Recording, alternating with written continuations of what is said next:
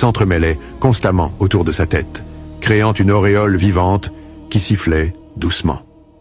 Sa tenue était cérémonielle et majestueuse. Des couches de tissu qui semblaient tissées avec de vraies écailles, dans des tons dorés et verts qui changeaient à chaque mouvement.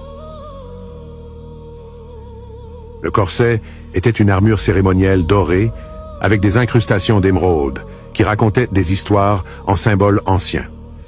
Là où son torse humanoïde fusionnait avec la queue de serpent, la transition était parfaite. Les écailles humaines devenaient progressivement plus grandes, jusqu'à former la magnifique queue vert jade avec des veines dorées. Yosef Okonkwo. Elle prononça mon nom complet avec une voix qui était velours et tonnerre. Fils d'Adana, petit-fils de Kalu, le gardien du pont, nous t'avons attendu pendant des générations. Je ne comprends pas, répondis-je, bien que quelque chose de primitif en moi reconnaissait la vérité dans ses paroles. Elle glissa vers moi avec une grâce surnaturelle.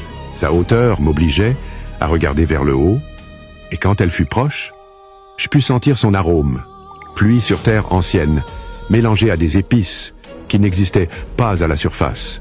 « Ton sang comprend », dit-elle, en touchant mon tatouage tribal. Au contact, le symbole brilla d'une lumière dorée identique à ses écailles. Il y a 3000 ans, ton ancêtre Amari scella les portails entre les mondes. Il promit que sa lignée reviendrait quand les sceaux s'affaibliraient. Ce moment, c'est maintenant.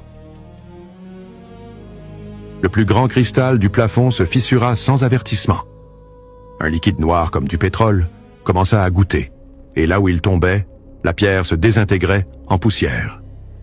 Les gardes Naga réagirent instantanément, certains se transformant complètement en serpents géants, d'autres préparant des armes énergétiques. « Cela a commencé !» déclara Sildra, ses serpents couronnes sifflant avec agitation. Les dévoreurs du vide ont trouvé la première fissure. Une créature émergea du trou. C'était une absence pure, un fragment de néant qui consommait tout ce qu'il touchait. Les gardes tirèrent des lances, d'énergie, mais les attaques simplement disparaissaient au contact. « Reculez !»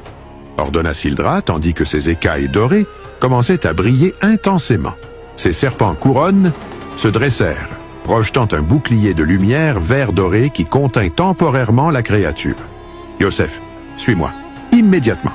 Sa queue m'enveloppa avec une force contrôlée et me porta à travers un passage caché derrière le trône. Elle se déplaçait à une vitesse impossible,